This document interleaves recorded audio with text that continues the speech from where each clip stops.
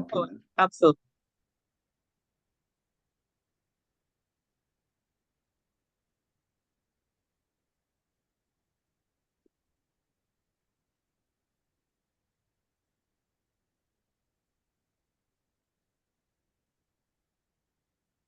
Welcome, Marty.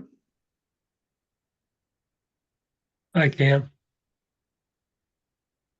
Hello, Janet. Hi. Well, I think Steve is the only other one we're expecting. Melissa is going to try and make it, but she's in the middle of a business meeting at the moment, and so I'm not too sure where we're going to go there. So I think now that Beth has joined, welcome, Beth. Oh, she's still connecting, sorry.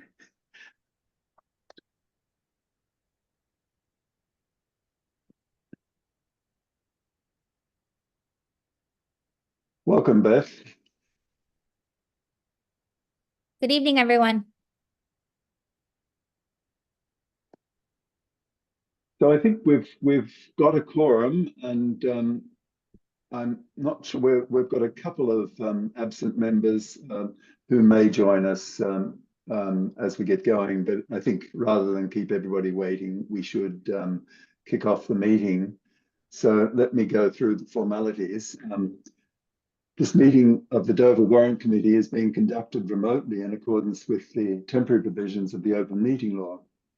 We are convening via video conference using the Zoom app as posted on the town's website, indicating how the public may join.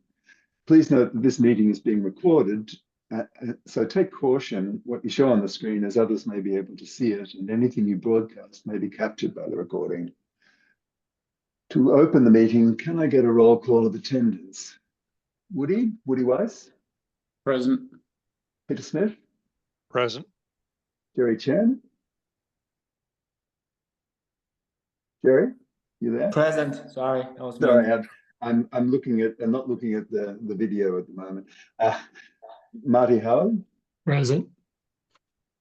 Sarah Kinney, Janet McCormick, Here. and Steve is not joined yet. So I'm here, Cam. oh, you are there. Sorry, I didn't see you. You snuck up on me. Okay, so let me declare the meeting open. As the first order of business, I would like to ask for any citizens' comments. Seeing no citizens other than we who are here as part of various committees, I'll continue. Peter, I'm thinking of deferring the minutes until a little bit later so we can get straight into the meat of this meeting. Yep. I believe, Beth, you're going to kick it off. So by all means, take the stage. Thank you, everyone. I'm actually going to ask Liz Grossman, the committee chair for our school committee, to begin, and then I'll take it from there. Oh, okay. Sorry, I misunderstood the order. That's okay. Thank you. That's okay. I'm Liz Grossman. I'm the chair of the Dover School Committee. I just first wanted to thank you for having us tonight and let you know that the Dover School Committee has been reviewing the budget. Last night we reviewed version 2.0, but we've reviewed the first version in November, and we believe it is following our goals. We recognize that we have a fiscal responsibility to the town and to the taxpayers, and we greatly appreciate how generous the town has always been to the schools. And just wanted to make sure that you knew that that does not go unnoticed. We know that this is very special. But I wanted, on behalf of the Dover School Committee, to let you know that as a committee, we fully support what is being presented tonight. Great, thank you. Thank you. I'll echo everything that Liz said, and I'd like to thank, of course, our taxpayers for providing the resources for a phenomenal education for all of our children and adolescents, and to all of you for the work that you do out of the goodness of your hearts on behalf of the taxpayers and our kids every day.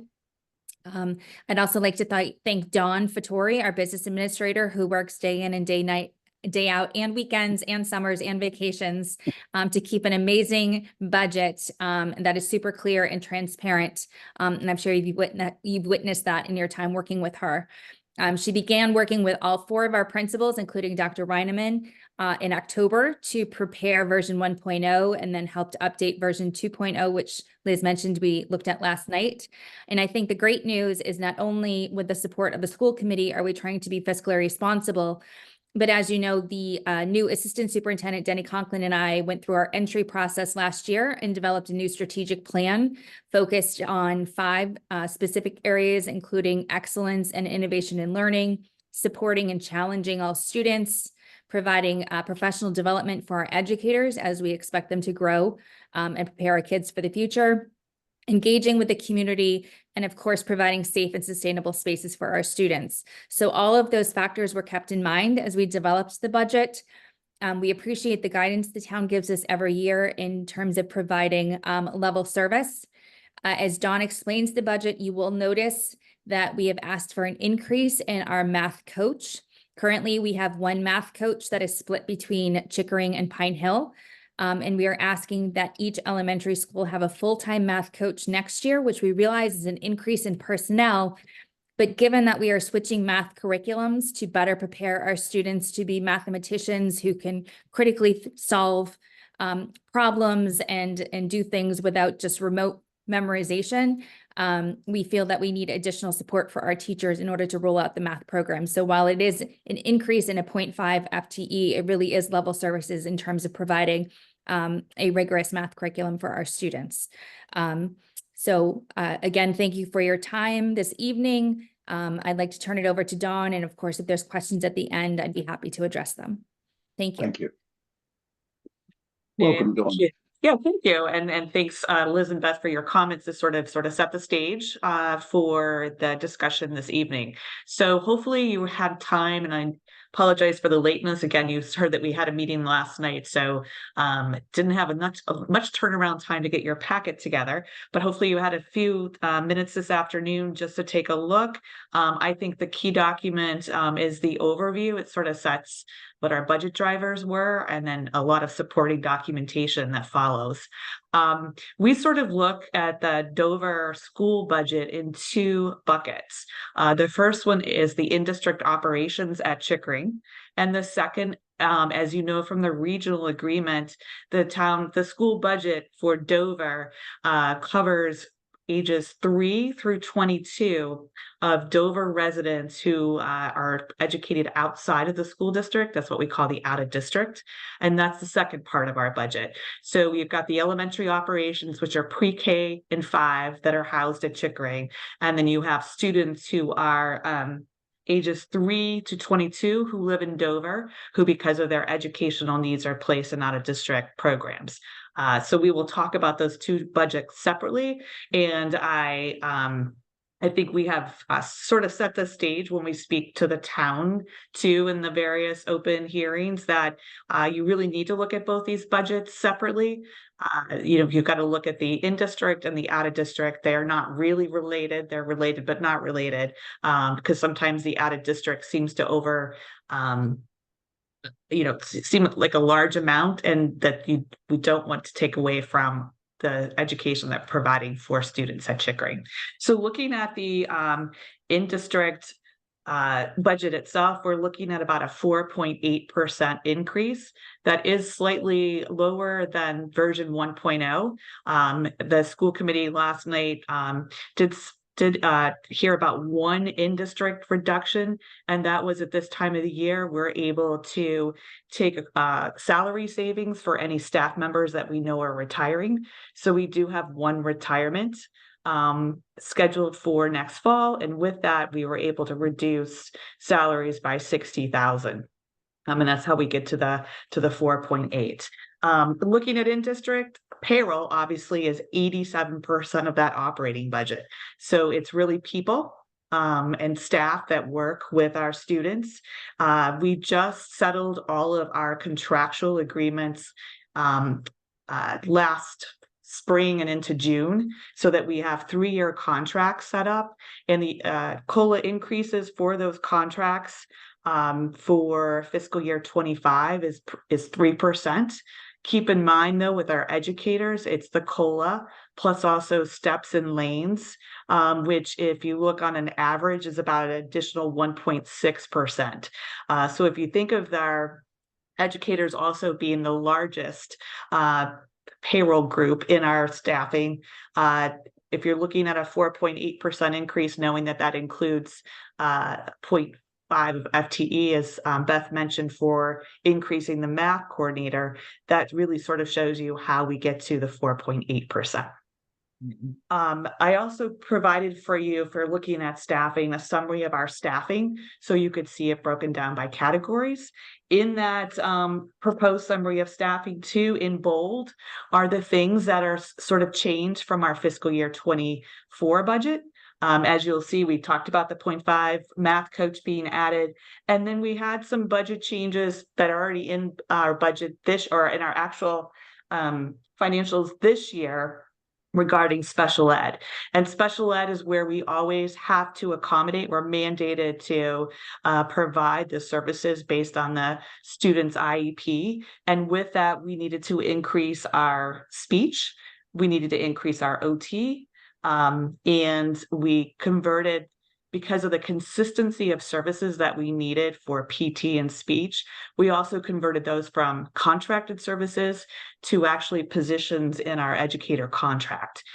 With that switch, you will see in the expenditure line item for special education a decrease of $42,000, because those services used to be there. So keep that in mind when you look at the larger increase for special education educators. Part of that is offset by the savings in the expenditure side. I know it gets a little complicated. It's not clean when things like that happen, but I think it's important to point out that that wasn't a complete ad. There was some offsets for those conversions. So you answered my first question, so thank you. So that's really where we are with staffing. You've got the breakdown, you know, where we stand with our contracts.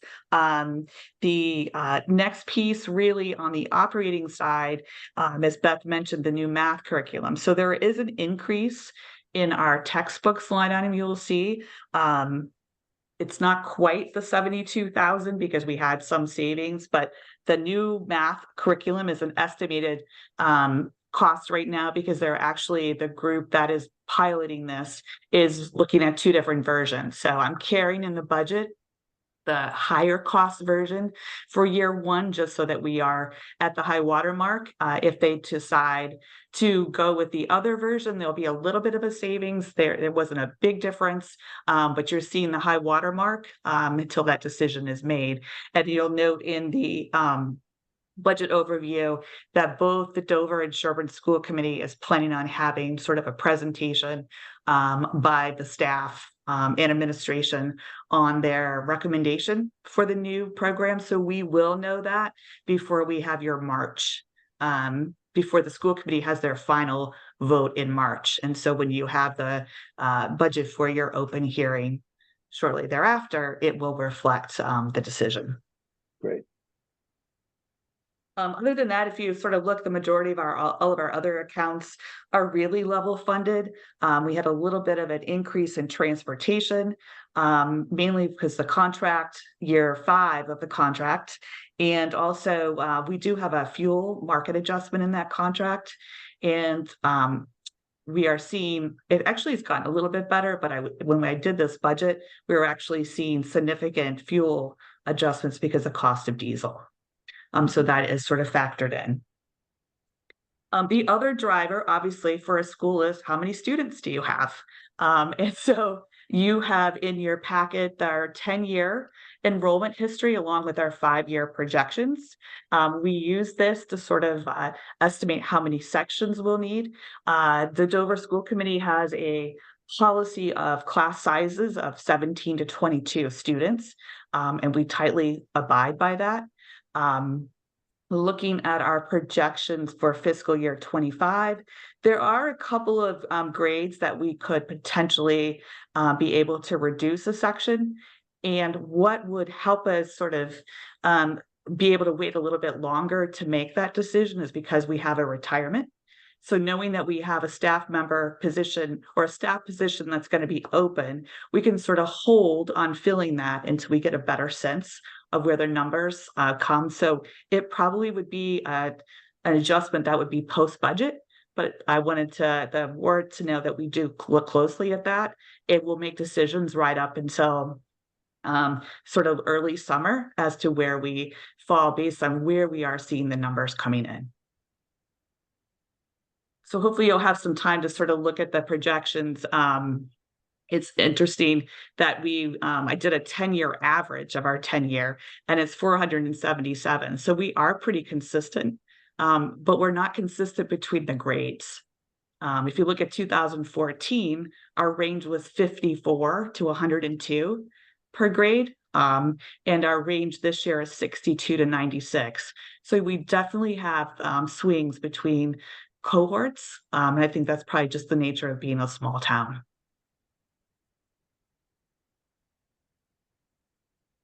Any questions on the in-district? Because like I said, we sort of look at this as in two segments. So I think it'd be better if we sort of pause here, answer questions about in-district, and then we can jump over to the out-of-district. Okay. Can I ask a question, Dawn? Definitely, Ruben. Go ahead. So I was curious about the decision to add full-time FTEs, because that includes benefits and other costs, instead of just increasing the number of hours of those specialists. I'm sure there's some reason for doing that, so I was just curious as to what that was. So is that the conversion of the speech and the PT? Yeah. Right. So that's more of a union-based decision too. Those employees or those individuals were working like our other educators in the contract with regular hours, Okay. and had become more permanent in the needs for them. And thus when we reevaluated some of the positions in all 3 districts, we had positions in there that were really functioning like educator in the contract.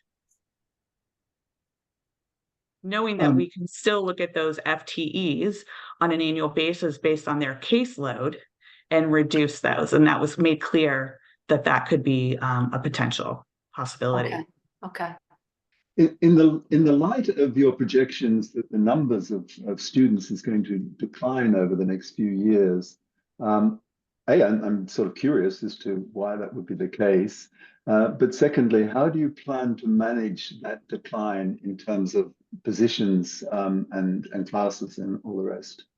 It's fairly straightforward at the elementary level because of the class sections that we have. I think it's much more complicated at the region where you've got multiple staff members educating one student. Mm-hmm. So if you go back and look, we have traditionally added and subtracted section numbers based on the cohorts. One thing that we try not to do though is have a whiplash. Like if we're going to cut a section, we want to make sure that we're going to sustain that for a while, because you don't want to have the reputation of being a school district that if you come and work there, you could very easily, get riffed the next year. So we actually also try to take advantage of situations that we have this coming year where we have a retirement. So we're not going to, if we want to reduce a section, that doesn't mean we're going to have to tell someone that they don't have a position. So we had the same situation this past year, but the numbers predicated us to go ahead and fill that position. But it is something that we try to even scrutinize closer when we have an opportunity like this where we have an open position. The number that we don't, the number that we don't know, and I do have better information now than I did when I did the projections in November. Our census number for kindergarten is looking around the low 50s. But that was exactly where we were last year. We ended up with 62. So it's sort of, the census is not as accurate, I think, as it used to be because of all the ins and outs of what's happening over the last several years. But that's where projections that we're carrying right now is our 3-year average. That's sort of how we do kindergarten until we get the census number. But that's one grade that we're looking at to see where those numbers fall. The other grade is the rising first grade. We'll see where those numbers fall, and looking at also the rising 3rd to 4th grade. So we do have our eyes on 3 grades just to see where the numbers fall out. We plan to present to school committee in March too, updated current enrollment numbers to see where we stand. Knowing that there's sometimes transitions in January where families do make the move into town and new schools in the January timeframe. So we will, and central office will be looking at that all through the spring and the early summer before we make the final decision. So can we conclude that you're fairly confident that you'll be able to manage the staffing situation as we go into a period of Yep, decline? we will. And we've had to actually sort of tell someone they don't have a job anymore. So I think if you go back and look at our trend, I think Chickering opened with 30 sections. We're at 26. We've been as low as like 20. I think we've been down as low as 24. So our numbers do change, and I think we do a pretty good job of doing it based on the students that are in the school. Okay. I was a little bit confused about your explanation of the costs, the software costs related to the math curriculum.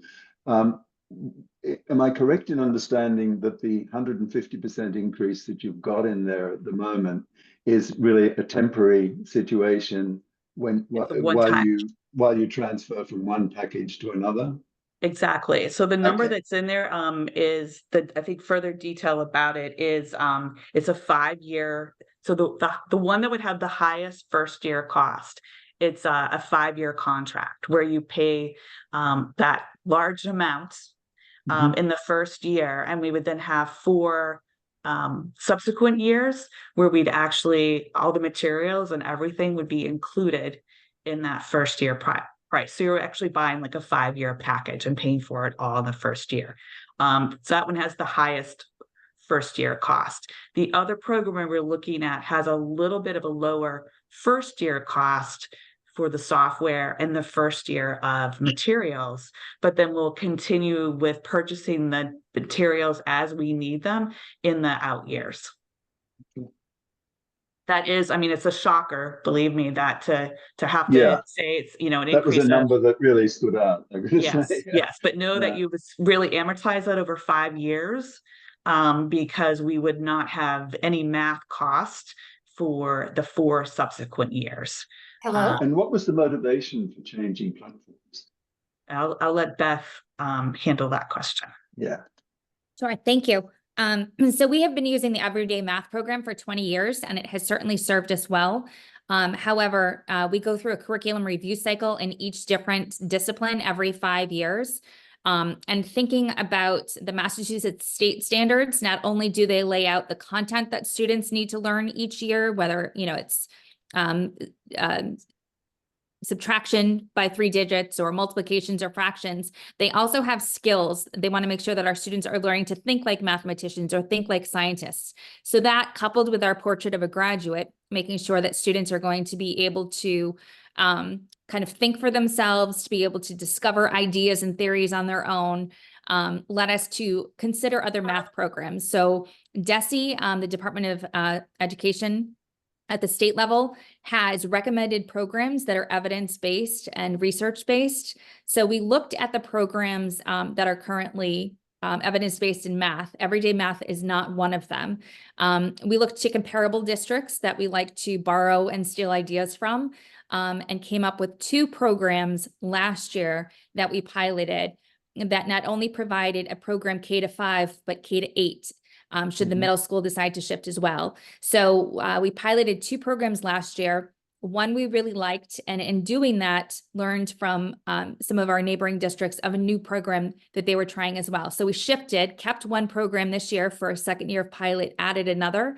As I was speaking with our assistant superintendent today, who spent the entire day in math classrooms at both Chickering and elementary school, he said, wow, this is going to be a tough decision. They're both incredible programs. So it really is based on, I think, just a shift in the skills that we want our students to master. We really want them to be able to problem solve on their own and not just memorize, how to do an equation and then apply it to 30 of the same kinds of equations. It's really time for a shift.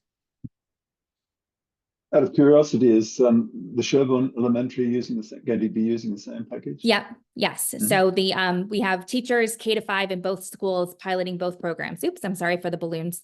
That's what happens when I use my hands. It's very exciting, is what the balloons are trying to tell you. A little bit of light entertainment is well worthwhile, don't worry. Yeah, I think there's a concentrated effort, definitely, in knowing that both, I've been in the school system because both my kids went through the school system, of making sure that Chickering and Pine Hill are completely synced in the curriculums that they use. So we really do work as though we're one district from that standpoint, because it does nothing but strengthen the students when they are combined together at the middle school. So I think we've made huge progress in that, in both math and ELA, as far as consistency and what they see K-5. So yes, they saw number 2, not quite as big as your number because they're a little smaller, but that some of the concerns that or questions you've brought up, I know that they are also engaged with discussing with us as well. And I would recommend, if you really want to hear more about this, is then once you see the joint meeting posted with the 2 elementary school committees, where it's going to be sort of presented, it might be worth a while just to hear about it and see what we're presenting to the 2 school committees as they're making that decision prior to the final budgets in March. I know as someone standing up that you've got to sort of then go to the town and represent the budgets, the more information you have and the more comfortable you are with what we're asking for, just brings about that confidence. And that's how I feel. Like, I'm not an educator, but I try to learn as much as I can about what we're doing so that I feel confident presenting it to the different groups. Right. Some other numbers that sort of fell out was the 60% increase in substitutes. What's the basis for that? In the budget? Yeah, I saw that number somewhere. The budget for substitutes is the same. Okay. Let me just have a look at that. Were you looking at the because we did not increase substitutes. Okay, fair enough. I must have misunderstood that. Yeah, it's level. It's level. It's 45,000 this year, 45,000 next year. Fair enough. Okay, and the other one was educational assistance declining by 10%. What was that all about? Well, so that's why I share with you also our year-to-date operating statement. So you have in your packet to the financial statements that I presented to school committee last night. That's a reduction this year that we, based on the cohort of students, we had 2 sort of 1-to-1 EAs that those students actually were they've actually were transferred over to Pine Hill into a special education program we have over there. So those educational assistants, when we built the budget that we thought were going to be in Chickering with those students, were no longer needed when those students were outplaced to Pine Hill. So that's what the reduction is. Those were specific educational assistants for those students that, since they're not at Pine Hill, we did not need to use them in fiscal year 24. So you'll see savings in our number for 24, and then you'll Mhm. see the corresponding budget reduction in 25 as that continues. Right. And I also notice 11% increase for the librarians in the media center. What's that about? Yeah, so that's a little bit, so if you remember last year, and then that's not really that they're getting 11%, it's a little bit of a catch up. So last year we had a reserve for the contract negotiations in the budget. When I spread that reserve, I didn't go person by person. I did the 4.6% when I Mhm. spread the reserve. So when you've got line items that have one person in them, they were an educator who was on the matrix and steps and lanes, and those all have different increases. So they are seeing a little bit of an increase because they probably had more.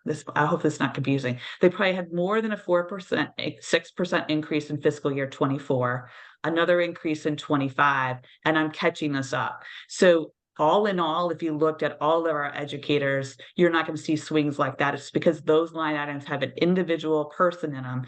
And when the budget was built, it was built with a reserve, not the exact amount.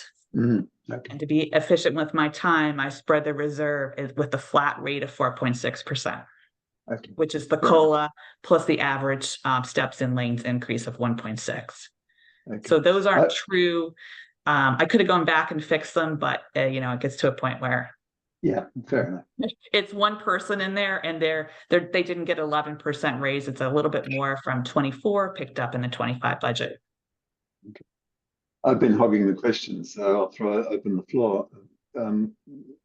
Who's got their questions lined up? Yeah, I had a question. Go, Marty. Go. Go ahead, Madam. Yeah, I was just going to ask on that math program that's going into Chickering as well as Pine Hill. Are there any opportunities to, maybe you're already doing this, in terms of a joint acquisition or any kind of savings that could be Our generated? contract is joint. Our Okay. contract is actually, looks like one contract that we then has the total number of students together in the pool. And if you pay our bills in Dover and Sherburne, you'll realize we do that tons. And so you're going to get an invoice and we have to split part to Dover and part to Sherburne. So we do negotiate on all of our licensing agreements, textbook purchases, as though we're one district when we're doing that. Okay. And you mentioned a lot of comparisons with other districts. You take advantage of what others are doing and what best practices might be. Can you give a few examples of what you've found from that recently in the past year that might be incorporated in this budget proposal? Sure. So it's specific to the math curriculum. We looked at many of the towns that we compare ourselves to in terms of school rankings and MCAS scores. So we looked at Weston, Wellesley, Medfield, Lexington, Needham, similar districts to see what math programs they're using.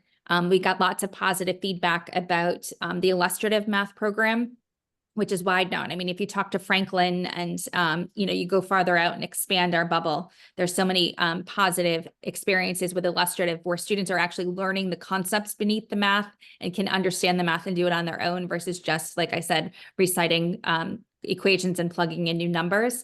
The other program that we learned of and are piloting this year is Reveal Math. Again, similar districts, half of those I mentioned are using Reveal. Recently, some of our teachers who are piloting these programs at Chickering and Pine Hill went and visited Canton, which is implementing one program, and Lexington, which is implementing another. So spent an entire day with the teachers in those schools, seeing the math programs in action, and then having conversations with them about the implementation process, what worked, what didn't, what they love about the programs, certain tweaks.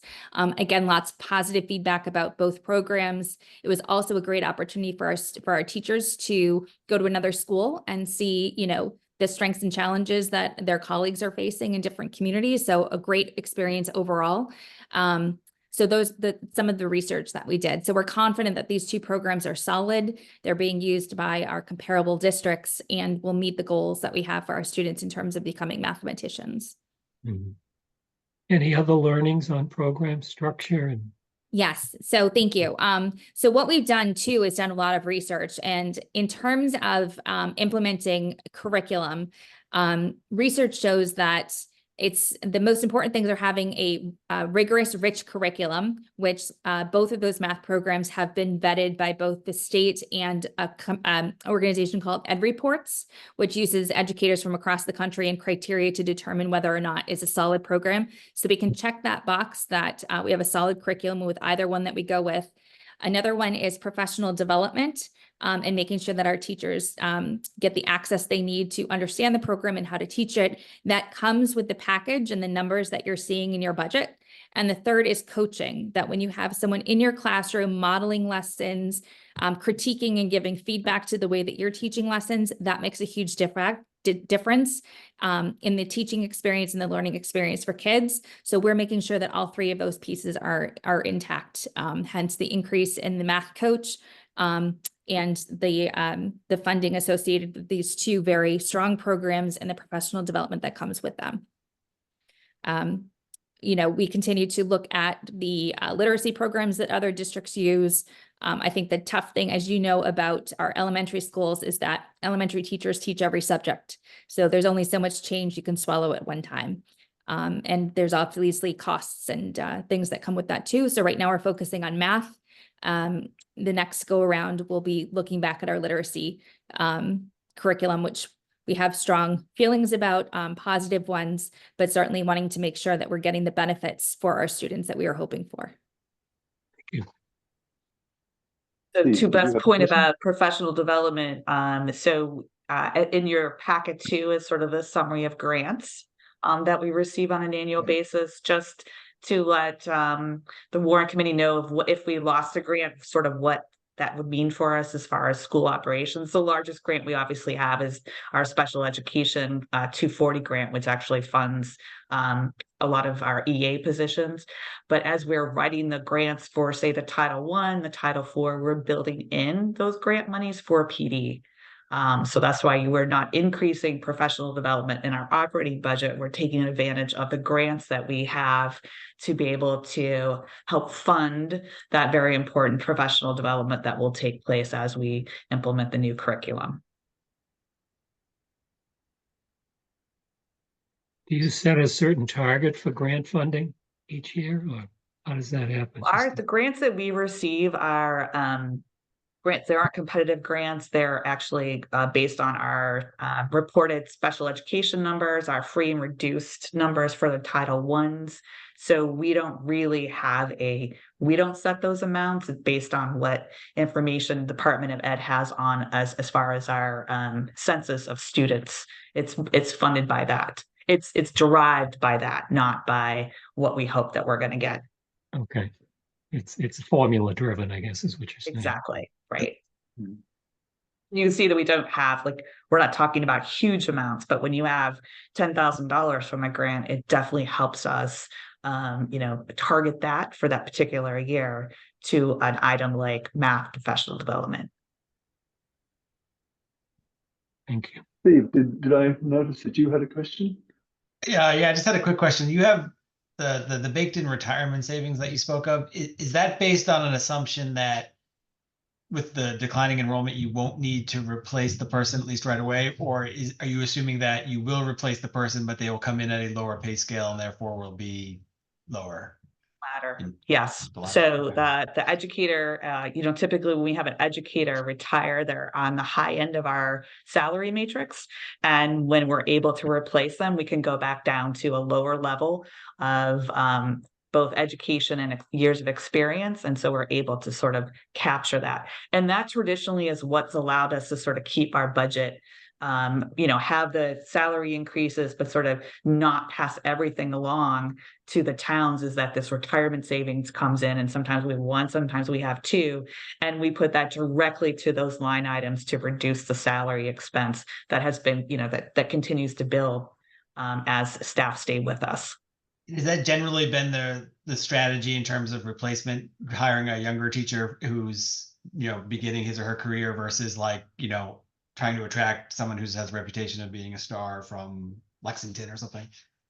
Yes, that, but we also then look at the position. If you're thinking K-12, we're looking at the position that we're also filling. A classroom educator, especially there's a lot of potential with bringing someone new in and letting them learn everything and grow with you. If you're replacing, say, a chemistry at the high school and has to teach AP, we probably would set a little bit of a higher hiring range that we would do for that position than the majority of the other positions. So we do look at that on a position by position basis.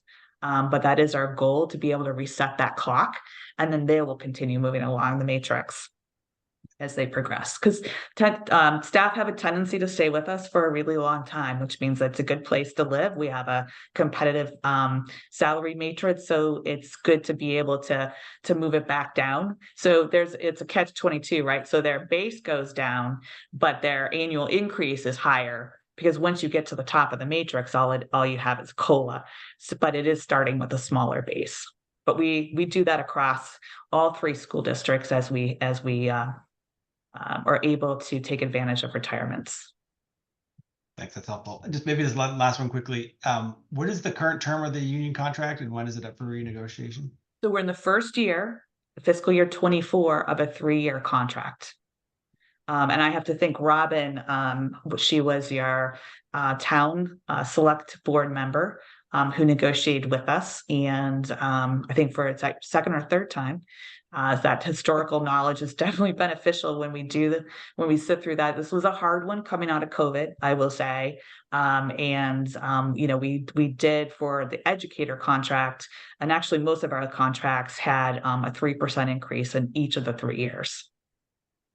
Which was, Dawn, you should blow your own horn, which was really good, because while we were negotiating, there were many districts where teachers were going on strike, and they came in at a much, much, much higher ask.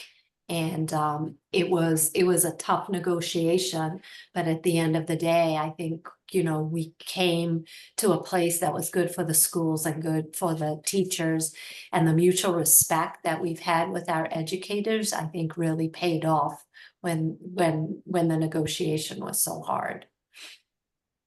So I was extremely pleased with the outcome of the contract, given where other towns have ended up. Okay. Any other questions? You've exhausted us, Dawn.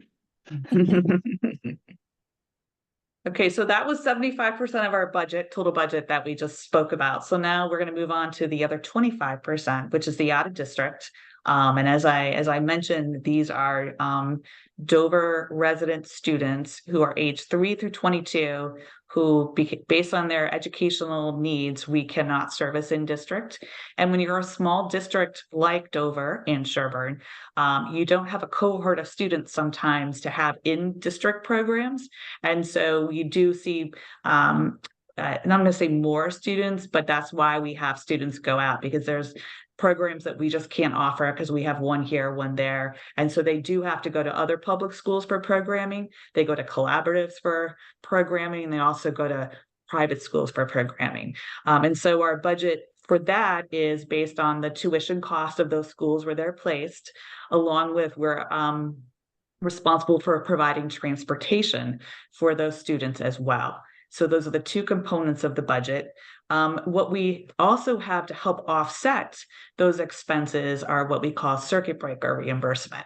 As you build the budget, and this is based on the town's long-standing budget philosophy, we build this budget assuming we're not going to get any circuit breaker reimbursement. So you see dollar for dollar what we're going to expense in the operating budget. But if you go back and look at the actuals, you'll see that number gets smaller because we offset that with the circuit breaker reimbursement.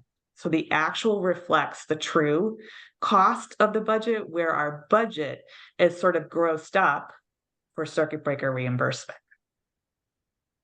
So I think that's an important concept for sort of new members of Warrant to understand. And so another reason why I shared with you the financial statements of the current year is that we are actually over budget in out of district by about $1 million. But we have $1.1 million in circuit breaker reimbursement coming in. So at the end of the day, we're going to be able to balance our budget. But that sort of shows you sort of the volatility that there is in this part of our budget. So you have a detailed sheet that sort of breaks out by level. So we look at it pre-K to 5, middle school, high school. We look at 12th grade as a standalone. What's beneficial of looking at that number when we're looking at forecasting out of district is hopefully in 12th grade, then they would graduate. And that would be dollars you would see come out of the next year's budget. We also then show the category of 12 plus, because as I mentioned, we are responsible for servicing students up to the age of 22. And those are students who probably are not able to get a high school diploma, but we still send them to appropriate educational facilities until they turn the age of 22. We also break it out into the categories. As I mentioned, there's different schools that we send students to. So we have our Mass Public Schools, we have our collaboratives, which we're a member of 2 collaboratives, Accept Collaborative and the Education Cooperative. Both those collaboratives run special ed educational programs that as members, we can send students to at a discount rate. So it's very advantageous to be a member and then try to send your students there if you can, to take advantage of that. And then there's non-public schools. As probably the more highly specialized schools. And then we have some students that best placement for them is out of state. So those are the categories. And we're budgeting for fiscal year 25, 21 placements for a total cost of $2.3 million. And the related transportation is just under $450,000. The good news that's happened recently with circuit breaker reimbursement is that transportation is now an eligible cost. We're in year 3 of that. And this particular year, we actually reimbursed almost $200,000, a little under $200,000 towards transportation. So given that our transportation cost historically has been in the $300,000 to $400,000 range, and the fact that we're now getting reimbursement for that is actually very beneficial to the town. So I wanted to make sure we highlighted that. I also gave you a roll forward just so you can actually see the ins and outs of out of district. So if you look at it, some years our numbers could be exactly the same, but if you look at sort of what happened, it's craziness in there. And so I think that's important to sort of see that activity to really understand what we manage on an annual basis in this particular piece of our operations. In terms of school placement for SPED students, do you decide what school they go to, or do the parents of these kids have a say in that process? They may have a say, but it's up to the special education department to actually recommend the placement. Okay. It definitely is it can be a collaborative discussion, but the goal is to send them to the most cost-effective, least restrictive environment for what that student needs. Mm-hmm. And that's sort of the guiding principles that are used when placements are decided. Thank you. Did I hear correctly? For 21 students, it's $2.3 million, excluding transportation. You did. Are these one-on-one type of situations, or are they in a classroom environment? It's a mixture. So you could have, just to show you the range, you could have a placement that is, say, the $45,000 range, all the way up to potentially like $300,000 or $400,000 range if they're in a residential program. And we have and there can be some unique cases that can be even more expensive, but keep in mind that when they get to be that expensive, you are getting circuit breaker reimbursement back on a good piece of that. And that's why we're getting like $1 million in circuit breaker. So a student who goes out of district and their placement is only like $50,000, $51,000 is the threshold in order to be eligible for circuit breaker reimbursement for fiscal year 24. So any student placement under 50,000 doesn't even rise to being able to be considered for circuit breaker. But say you have a $300,000 case placement, 50,000 comes off of that, $250,000 of that is eligible for circuit breaker reimbursement. Could you talk a little bit about the challenges of projecting your costs over time? That it feels like they bounce a lot. It And does. is that due to placements in residential facilities that are unexpected or not anticipated, or is it the number of kids? What contributes to that? It's a multiple. It can be changes in placement. So someone might start out a day program and it's not working, and we have to, and then they are then recommended for a residential program. You have students who move in. So we are protected from students moving into the district if they were attended a private school, but for collaboratives and if they go to a public school, you assume that expense as soon as they move into your district. So there's really no safety net for move-ins.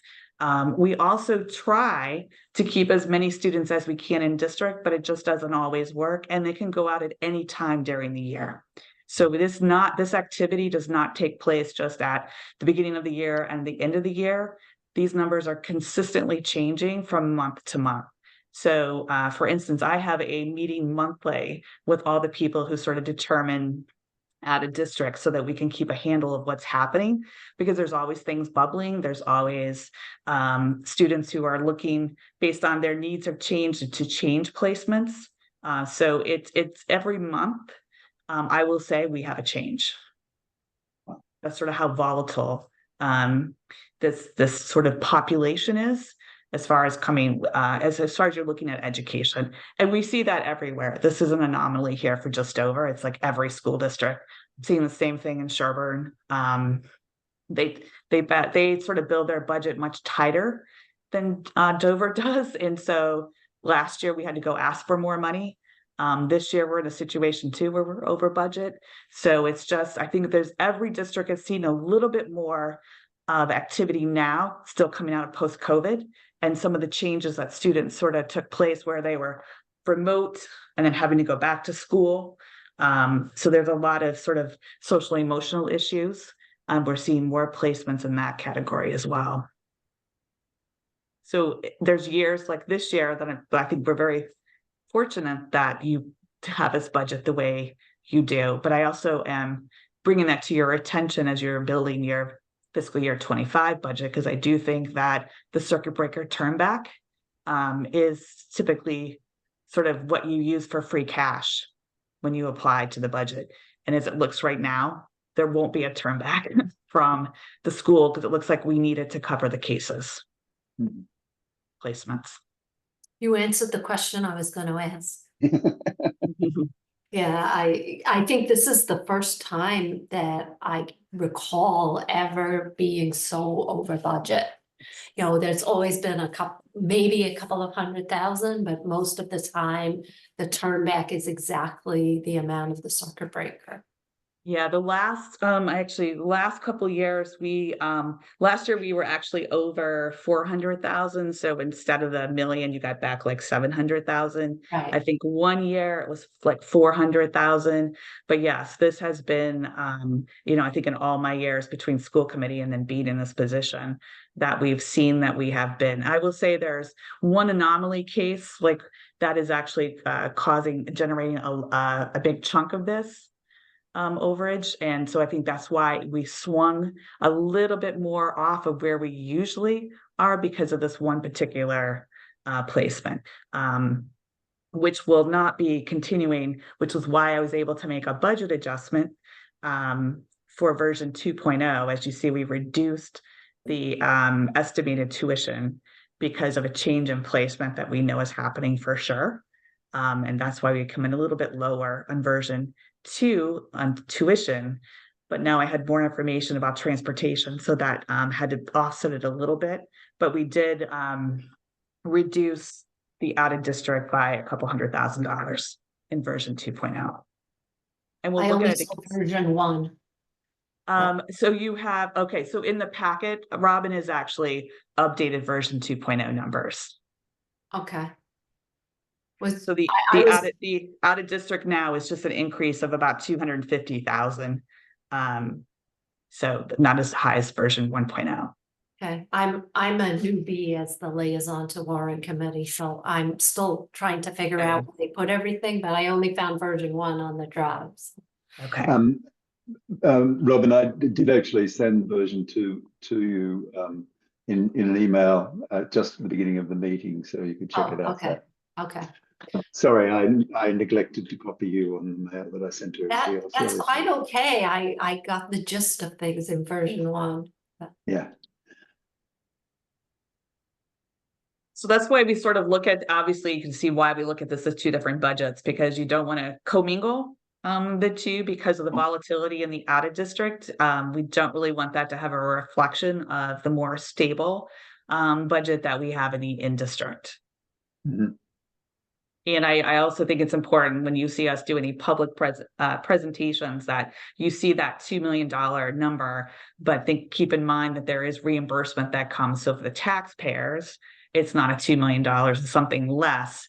So I'm always clear to asterisk, and I think I finally got you guys to asterisk in the blue book that, Mm-hmm. you know, the numbers that are actual are net of circuit breaker, and that the budget doesn't include that. Because I remember being at town meeting where they would say, how come Dover's budget went up like so high? Well, it's because circuit breakers in those numbers, right?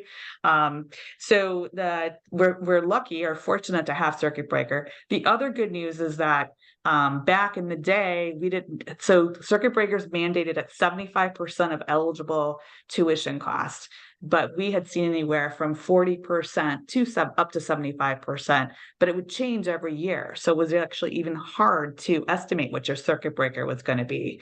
For the last several years, it has been at the 75% that's been mandated. And now with transportation being added on, that's what's the volatile piece. So last year we got 75% of transportation cost reimbursed, which is what's mandated. But this particular year, right now, what we're seeing reimbursed is only 57%. So that's going to be the new piece that's going to be volatile that we're not going to really be able to estimate. In most cases for both school districts, when I estimate circuit breaker, for now, I'm just doing tuition because of the volatility of transportation. So as we start getting more comfortable with that, you might see that we estimate a higher circuit breaker number, but know that typically the number that we're estimating is looking at tuition only.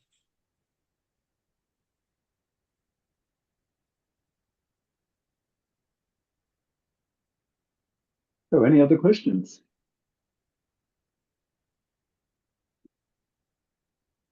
Well, hearing none, I guess I should thank you all for coming, and really thank you, Dawn, for a very thorough and, as always, well presented budget. So I really appreciate that. Pleasure. And as you digest this more, if you have any questions, just reach out to one of our liaisons. Your liaisons, you can reach out to us, and we're more than happy to provide additional information, and know that we probably will have a version 3.0 that will be presented in March prior to your open hearing. Yeah, great. Well, thank you very much. I really appreciate you coming. Thank you, everyone. Have a good evening. Yes, thank you. Have a good night. Good Bye-bye. night.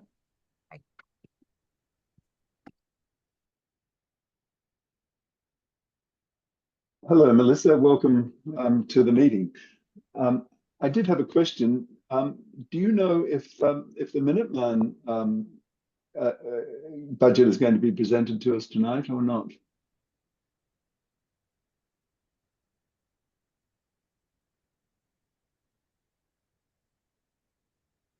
That was the intent, but we got at the last minute. I mean, of course, Ford has always done this, and he's been like clockwork. But now there's been a bit of a change with him leaving town, and I presume that he's not going to be presenting the budget. But I haven't got any insight into who is going to, and I must admit I failed to follow up on that with you earlier, Melissa. So you Maggie Sharon is replacing Ford as the representative. Uh, So, I'll reach out to Maggie tomorrow Okay. and just get a follow-up on that then. And so we won't approach the Minuteman budget at this point. The other item I had on the agenda was just to make sure that you have received and seen the article summary, the warrant article summary that Michael distributed today. I apologize for sending last year's one to you, but I believe you all have the correct one now. So we do have citizens' petitions again, including a sidewalk on Cross Street, and I thought that was a typo or something. He's really coming back again? mhm. I don't know whether it's him coming back. I don't know who it's from at the moment. So we'll have to follow up on that. Oh, hold on, I have pulled up the wrong bloody one as well. Sorry, I've done it again. Let me pull up the right one. I destroyed my filing system by sending the wrong document and then not getting it.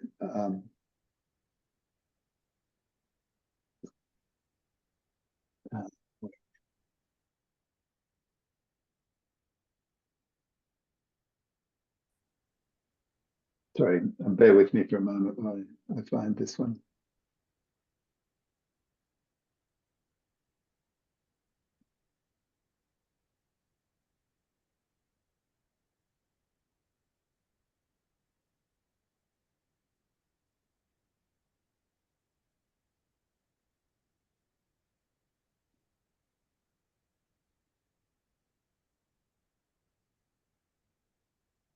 Yep, the new one is the same, Peter. It does have a petition for Cross Street again, so I'm not sure where that's going. And I guess we probably need to discover who are the petitioners and make sure that they're following the procedures that we defined this year to make that happen. I'll follow up with that once we know a little bit more. Michael has really only got the preliminary list out there at the moment.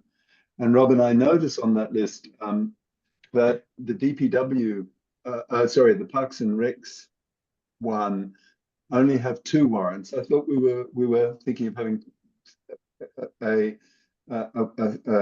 sort of an additional warrant to cover potentially splitting out the playground from the pit. I was going to say pitbull courts. Sorry, but Right, it doesn't look like they have. So I did it as part of capital budget, so I put a placeholder on there for a special warrant article. And I actually talked to Chris Boland and highly recommended to him that he break out the pickleball court from the playground. Because I said, you know, the pickleball court is viewed more as a nice to have. You know, you're hard pressed seeing a town without a playground. So he was going to consider that, but he understood why I was suggesting that. You know, again, he said it's just $150,000 for design. And I said, well, Chris, that's a lot of money, especially given we're over budget by 9.8%. So there's a good chance a lot of the stuff is going down up in smoke. So he said that they would definitely consider that. So Barry and I had the same conversation with him today, and it was still, I'll consider it, rather than, yeah, that's a good idea, let's do it. So I don't know where that's going to go, but they did seem open to that. Right. But I don't know if you noticed, but the Park and Rec also put a warrant article on there for the rail trail. Right. Yes, I did notice that. Right. And So that's going to be a controversial one. So, they don't seem to think so. uh-huh. Because again, all we're asking for is just some money to update the designs that we have and to get the town to approve the standard MBTA lease. But I think it's pretty hard to get the town to approve the lease before you really understand what the cost What you're is committing gonna to, be. yeah, right. Right, and I also said, I realize people are really enjoying the Medfield Rail Trail as well as the Needham Rail Trail, but there are a lot of things going on. We still have hail. I wonder about the timing of this. As Yeah. much as I would like to see it, I just wonder about the timings. We'll see. Yeah, I agree with you wholeheartedly on that one. But we'll be talking with them next week on that. So that'll be an interesting discussion. Right. I also talked a little bit to Mike because I had told him that after attending this meeting last week, it's very difficult to really. I saw your presentation at the Board of Selectmen meeting, and yes, thank you very much for doing that, Robin. Right. I really do appreciate that. So I spoke to him again today, and I was gonna give them a template, but they wanted to do it themselves. Okay. So, and I actually forwarded him Dawn's presentation. I said, if you're looking for some inspiration, here's a presentation. I said, note page 5 and 16 and 17. So. Right. Okay. Can I just ask a quick question? And maybe I should know this by now, but help me understand. I understood the playground and the pickleball courts were going to be included within the capital budget. Right. And then if I heard Robin right, there would be a special warrant for the rail trail. Could help me to make the distinction of what goes in the capital budget, but which requires a special warrant, and how we determine what has to go in each bucket. So usually it's cost, so usually it's large items. It's also items that are out of the ordinary. So in the past, like there was a push it's probably 15 years ago now, maybe less, to do turf fields over by Chickering. And all of that was done as separate warrant articles. The playground to me belongs in capital budgets. It's a replacement of a playground. You may disagree on how it gets funded, but there's always been a playground there. I'm just concerned that once you commingle the playground with the pickleball courts, the playground, it's going to do injustice to one or both of those projects. Right. But Robin, this article list that Michael sent out today includes, of course, capital budget warrant articles. But I don't see the warrant article for the second. He said, well, hopefully put it in there. Two lines in there: appropriate for one-time recreation items and rail trail lease design. It wasn't sponsored by Park and Rec.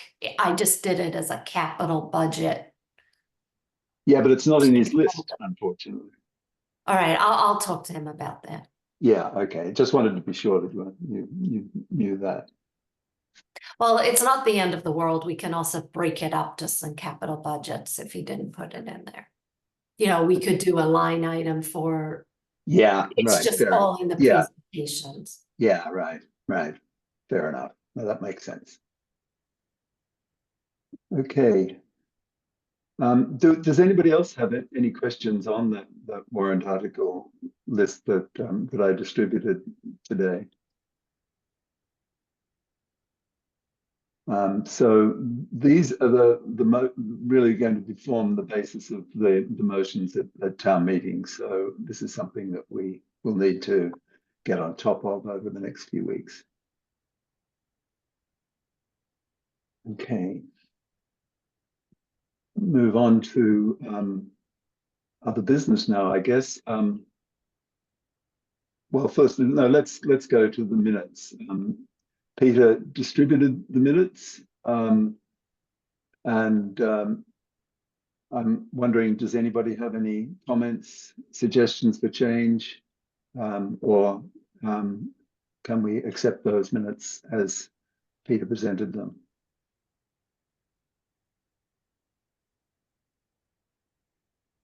Did you have a chance to review them?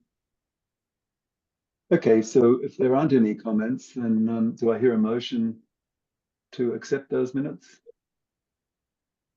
Move that the minutes of January 10th be approved. Thank you, Peter. A seconder? Second. Thank you, Woody. And I guess I'll do a roll call. Woody? Aye. Peter? Aye. Marty? Aye. Janet? Aye.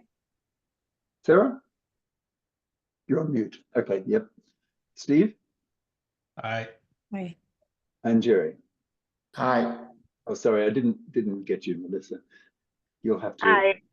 Thank you. Okay, then the minutes are approved. Let's move on to other business now.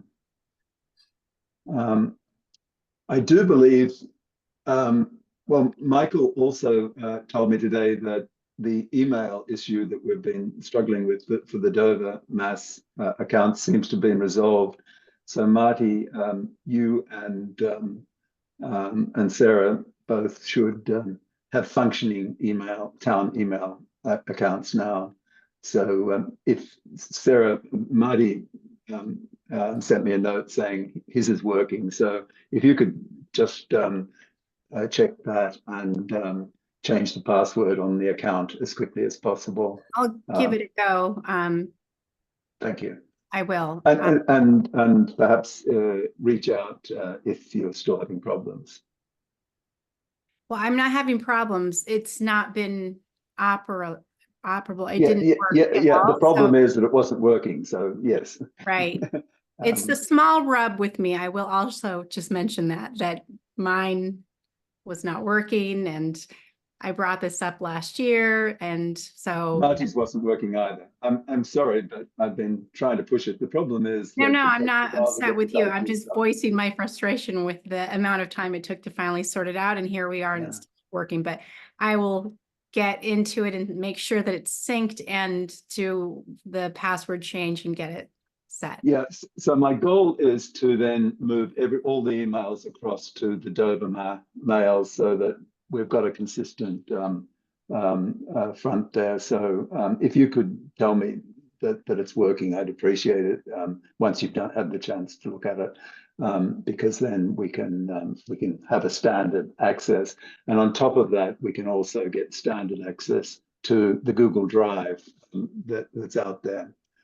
And talking of the Google Drive, I find it rather inconvenient using the web interface to get to those shared files. I don't know whether other people have been struggling with that, but I should remind you that the Google has a Google Drive app that you can install on your computer that basically syncs all the files there with a directory on your own computer, so that you can really manipulate the files on your own computer and not have to go to the web interface. The advantage of the web interface, of course, is you can pull it up wherever you happen to be, so you don't have to have your computer with you. You only need to have access to a browser and you can see the stuff. But I find a lot more convenient to use the direct browser, the direct directory interface from your computer. So if you are interested in trying to install that and have some issues, let me know, because I've worked out the process for doing that. And the hint there is, if you open the shared drive in the browser, you'll see a little gearbox up on the top right-hand corner. And if you click on that, it gives you the option to install the app on your computer, and then it becomes a very straightforward exercise. Okay. I'm trying to really set that up as a repository for the Warrant Committee that gives us some sort of historical documentation of what we've done at various points. So I've really been trying to put everything over there, and I know I've sort of messed up a little bit with that warrant article list and possibly another couple of documents, but I'll get those sorted out and make sure that all the documents are over there at the moment.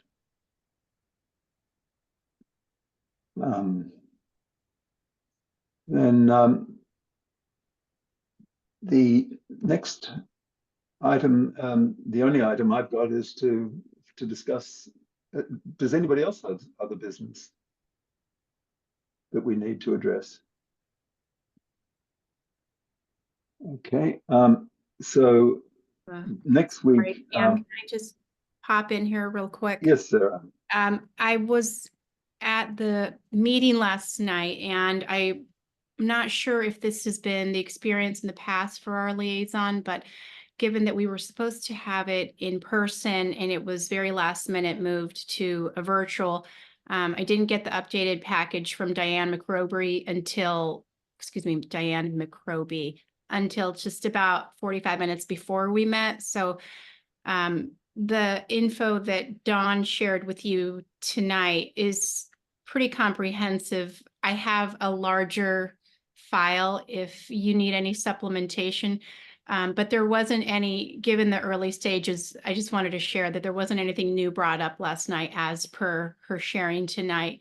And Okay. to reconfirm my understanding that version 2.0 will be presented at the February 6th meeting, at which time the state's initial FY25 budget should be reflecting Chapter 70 and 71 funding, as well as minimum local contributions figures. Healthcare rates should be approved and staff retirement should also be finalized by then. So the timeline should give us enough feedback just in time for May 6th, with version 2.0 being presented on the 6th. The 14th will be for the joint RSC and Dover Warrant and Sherburne Advisory. March 5th, RSC budget hearing. March 16th, Sherburne Advisory. March 18th, Dover Warrant public hearing. April 23rd is Sherburne's, and then of course we're May 6th. So just wanted to share the timeline as we near that, in that there wasn't anything new as of last night. Okay. Thank you.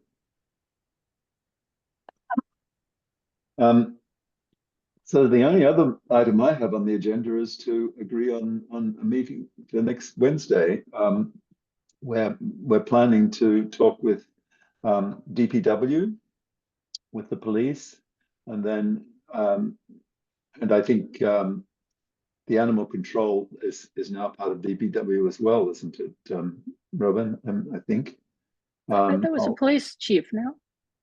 We Animal have got a control new is- police chief, but he's not in office. I've actually asked Michael to clarify when the police will be available to present their budget, because you know, we've got an acting police chief and a new one in the wings, and they need to coordinate on that. And Michael said he will follow up on that and give me an answer shortly. But the plan at the moment is that the police will be there next week as well, whether it's the acting chief or the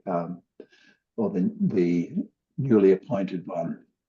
So the new police chief is starting January 29th. His name is Lieutenant Joseph Vinci. Mhm. He is coming from Westwood. He's a lieutenant there. He actually grew up in Westwood. Mhm. And so he's very familiar with the area. He has a very interesting background. He played football at Dartmouth and went into financial services first. Absolutely hated it, decided to take the civil service exam, and became a police officer and has never looked back.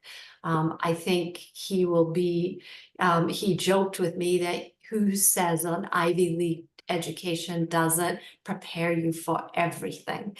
And I think he'll be an extremely good fit for the town of Dover. He's Great. very excited to be the chief here.